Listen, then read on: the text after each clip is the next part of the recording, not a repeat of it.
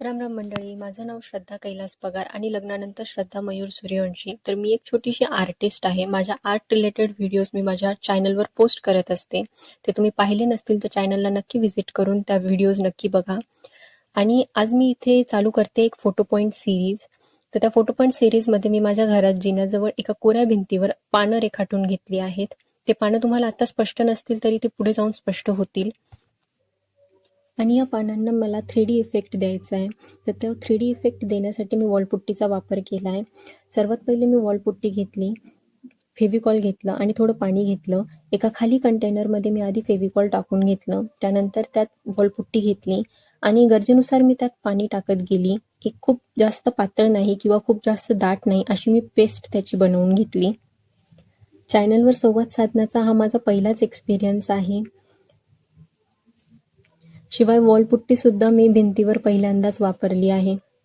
मला जितक्या अमाऊंटमध्ये वॉलपुट्टीची पेस्ट हवी होती तितक्या अमाऊंटमध्ये मी आधी वॉलपुट्टीची पेस्ट बनवून घेतली.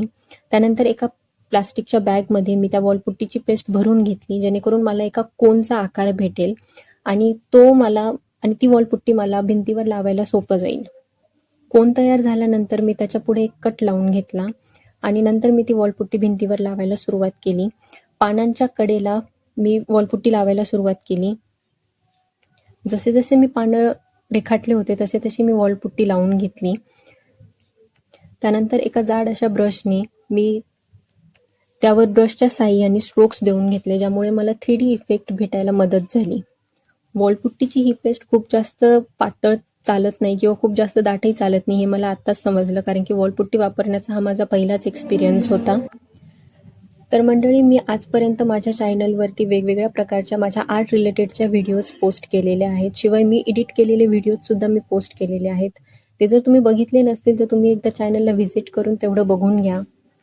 फोटो पॉईंटच्या या सिरीजमधला हा पहिला व्हिडिओ आणि या पहिल्या व्हिडिओमध्ये मी पान रेखाटणं आणि त्यांना 3D इफेक्ट कसा देता हे शूट केलं होतं. त्या पद्धतीने मी पहिलं पान, त्यानंतर मी दुसरं पान आणि तिसरं पान त्याच मेथडनी कंप्लीट करून घेतलं. इथे मी 5 पानं ड्रॉ केलेले आहेत, पण मी 5ही पानांना सेम आकार न देता वेगवेगळ्या आकारात ते ड्रॉ केलेले आहेत. हातांची थोडी वाईट हालत झाल्यानंतर माझे 3 पानं पूर्ण झाले आणि तीच मेथड फॉलो करत मी 4थं आणि 5वं पान पण पूर्ण करून घेतलं.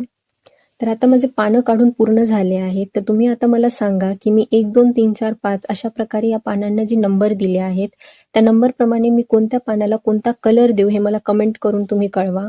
तुमच्या कमेंट्स माझ्यासाठी खूप इम्पॉर्टंट असतील, त्यामुळे कमेंट करायला विसरू नका. चॅनलवर नवीन असाल तर व्हिडिओला लाईक करा, चॅनलला सबस्क्राईब करा.